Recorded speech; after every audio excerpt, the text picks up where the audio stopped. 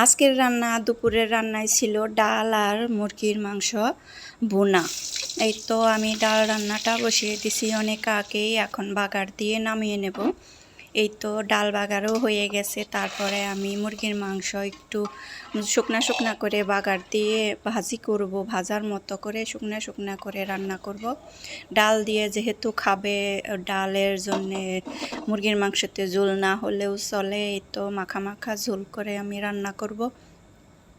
এখন একটু তেল বেশি করে দিয়ে দিতেছি। মুরগির মাংসটা ভাজি করব, ভাজা করার পরে মুরগির মাংসটা রান্না করব। এখানে আমার লেবু একটু চিপে দিলে ভালো হইতো, আমার লেবু দেওয়ার কথা মনে ছিল না। লেবু আছে, তারপরও কাছে থাকলে মনে থাকে, এখন সামনে থাকলে তো ভালো হইতো, এখন দিতে পারি নাই। এজন্যে সবাই একটু লেবু রস চিপে দিবে আর একটু লবণ সাথে দিয়ে দিলে মাংসটা ভালো লাগে, খাইতে মজা লাগে। এইভাবে শুকনা শুকনা করে বিরন করে নেব।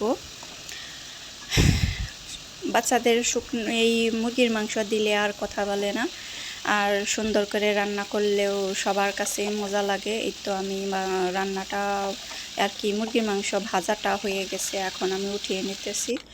আর তারপরে সব মাংস উঠানোর পরে এলাচ দারচিনি দিয়ে দিলাম, পেঁয়াজ দিয়ে দিলাম এখানে বাগারে। তারপরে পেঁয়াজটা একটু ভাজা ভাজা হইলে পরে এখন আমি কাঁচামরিচ দিয়ে দিলাম কয়েকটা কাঁচামরিচ দেওয়ার পরে যে আদা রসুন জিরা বাটা এগুলা সব কিছু দেবো আস্তে আস্তে দিয়ে, তারপরে একটু কষিয়ে নেব। মুরগির মাংসর মশলা যত কষাবা তত ভালো লাগে, যত ভাজা ভাজা করে কষাইলে অনেকটা মজা লাগে, টেস্ট হয়, ভালো লাগে আর কি। এভাবে আমি রান্না করে নিচ্ছি শুকনা শুকনা করে। আমার ছেলেও শুকনা শুকনা মানে এইভাবে মাংসটা ভুনা অনেক পছন্দ করে। এখানে টমেটো দেওয়ার কথাও আমি ভুলে গেছিলাম, ভুলে যাই নাই আর কি, মনে ছিল দেই নাই, দিলে আর একটু ভালো হইতো। এই তো আমি মাংসটাও দিয়ে দিলাম, এখন ভালো করে রান্না করব। রান্না করতে করতে আমি একটা কথা বলে নেই, লাইক দিও আমার ভিডিওটা যেই দেখো, আর পাশে থেকে যাইও ভালো লাগলে। আর এই যে আমি একটু পানি দিয়ে তারপরে একটুখানি করে পানি দিয়ে আর কি আরেকটু মাংসটা রান্না হবে, ওই পর্যায়ে রেখে আমি জালটা নিভিয়ে দেব। এই তো এই পর্যায়ে আমি একটু ঢাকা দিয়ে 5 মিনিটের মতো রান্না করে নিছি। তারপরে এই যে